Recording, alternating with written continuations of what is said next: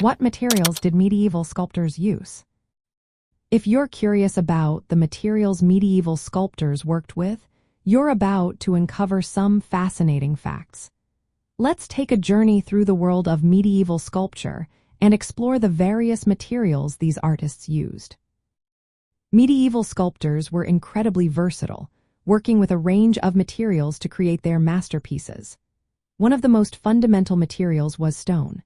Sculptors carved stone to create architectural elements like gargoyles, capital columns, and portals for churches and cathedrals.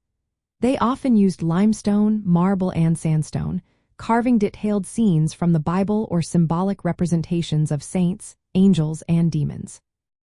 For example, the Chartres Cathedral in France is renowned for its extensive stone carvings, including the jam statues on the portal, which depict scenes from the Old and New Testaments. Another popular medium was wood. Wood carving was particularly common for smaller-scale works such as altarpieces, crucifixes, and figures of saints. Artists favored woods like oak, walnut, and limewood for their durability and workability. These wooden sculptures were often painted and gilded to enhance their visual impact. In Germany and Central Europe, lime or lindenwood was highly valued, while in England, Flanders, and the Netherlands, oak was the preferred choice. Metalwork was also a significant part of medieval sculpture. Sculptors used bronze and silver to create reliquaries, liturgical vessels, and decorative elements for churches. For instance, metalwork was essential for crafting intricate reliquaries that housed sacred relics. Ivory carving was another technique used to create small-scale religious objects such as diptychs, triptychs, and caskets. Ivory was particularly prized during the Carolingian Renaissance and the Anglo-Saxon period for its fine detail and smooth texture. Alabaster, a translucent sedimentary stone, was also used for carving. It was extremely soft when first quarried, allowing for high detail in the carvings. Sculptors could work alabaster with tools similar to those used for wood, and the stone could be polished to a bright sheen and sometimes enhanced with paint and gilding.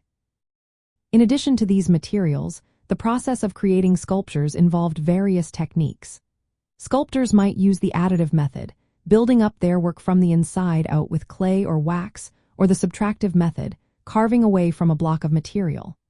For wood sculptures, they would typically cut a figure from a halved section of a tree trunk, using a variety of tools like axes, adzes, chisels, and mallets to shape the form.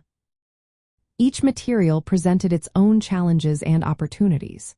Stone, for example, was brittle and required careful handling to avoid breakage, while wood needed to be hollowed out in the back to prevent cracking over time. Despite these challenges, medieval sculptors managed to create some of the most enduring and beautiful works of art in history.